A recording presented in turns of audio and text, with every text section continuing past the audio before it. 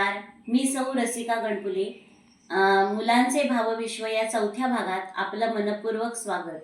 आपण मुलांचं भावविश्व कसं असतं हे बघताना आजकाल मुलांची कमी होत जाणारी संवेदनशीलता याच्यावर आपण ती जागृत करण्याचा कसा प्रयत्न करावा याबद्दल बघणार आहोत.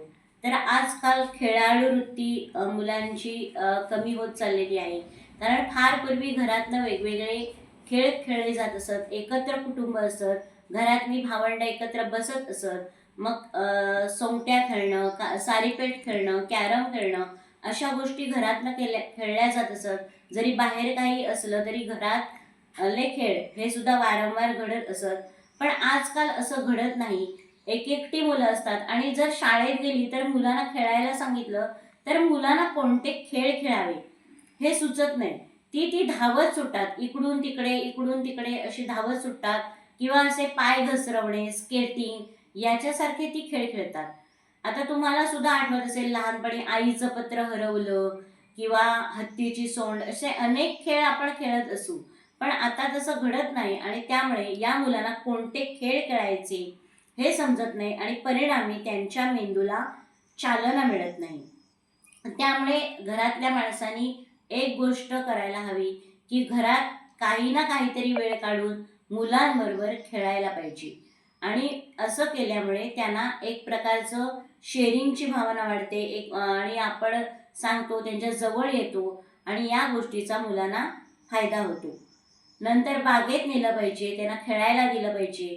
खेळण्यामुळे त्यांना सहकार्य, आज्ञापालन, प्रामाणिकपणा आणि खिलाडू वृत्ती या गोष्टींची जोपासना होते आणि त्यामुळे निसर्गाच्या पण ती जवळ जातात. निसर्ग म्हणजे काय आहे हे त्यांना समजतं आणि म्हणून या सर्व गोष्टी आपण केल्या पाहिजेत.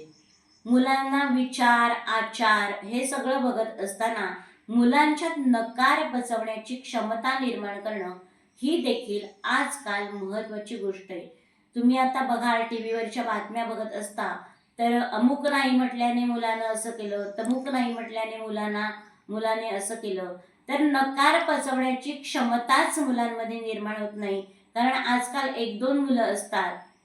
पूर्वीच्या काळी अनेक मुलं घरात असायची, त्यामुळे आपण मागितलेली गोष्ट मिळेल की नाही याची मुलांनाच खात्री नसायची आणि म्हणून ते अजमावून बघायचे, घाबरत मागवायचे आणि याच्यात ना होकार मिळाला तर आनंद व्हायचा, पण नकाराची म्हणजे नकारच मिळेल हे त्यांनी गृहीत धरलेलं असायचं. पण आजकाल मुलांचं असं नाहीये. त्यांना असं वाटतं की जे मी मागेन ते होच म्हटलं पाहिजे आणि त्यांना नाही ऐकण्याची शक्ती ही त्यांच्यात निर्माण होत नाही आणि मग ते नर्वस होतात किंवा मग ते मनातल्या मनात तरी विचार करत बसतात किंवा काहीतरी वेगळ्याच टोकाचे निर्णय ते घ्यायला लागतात. आणि म्हणून अभ्यासासाठी मोठी मोठी बक्षिसं त्यांना लावता कामा नये. अभ्यास केलाच पाहिजे. अभ्यास हे आपलं रोजची गोष्ट आहे आणि अभ्यासानेच आपल्यात छानपण येणार आहे ही भावना त्यांच्या मनात रुजवायला पाहिजे. आणि खूप मोठी मोठी बक्षिसं न लावता त्यांना मात्र आपला आनंद आपल्या आनंदात दुसऱ्यांना कसं छोट्या छोट्या गोष्टींनी सहभागी करून घेता येईल असं शिकवलं पाहिजे. म्हणजे जर मोठं बक्षीस मी तुला सायकल आणून देईन, मी तुला अमुक आणून देईन असं न करता आज तुझा वाढदिवस आहे मग सगळ्या मित्रांबरोबर तो म्हणजे सेलिब्रेट कर असं सांगताना त्यांना छोट्या पेन्सिली मित्रांना वाटायला सांगणं, जो काही खाऊ असेल तो मित्रांना देणं, असं करून आपल्या आनंदात अनेकांना सहभागी करायची सवय त्यांना लावली पाहिजे. आणि असं करताना ज्या वेळेला ते करतात तेव्हा त्यांच्या चेहऱ्यावरचा आनंद अवर्णनीय असतो आणि मग साहजिकच त्यांना आपला आनंद किंवा आपलं जे दुःख असेल याच्यात एकमेकांना सहभागी करून घ्यायची सवय लागते आणि त्यामुळे ही भावना वाढीस लागते.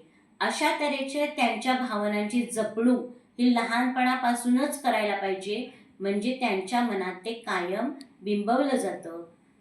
त्यामुळे अशा अनेक गोष्टींसाठी आमचं चॅनेल बघत राहा. सर्वोदय नावाचं चॅनेल आहे, लाईक करा आणि सबस्क्राईब सुद्धा करा.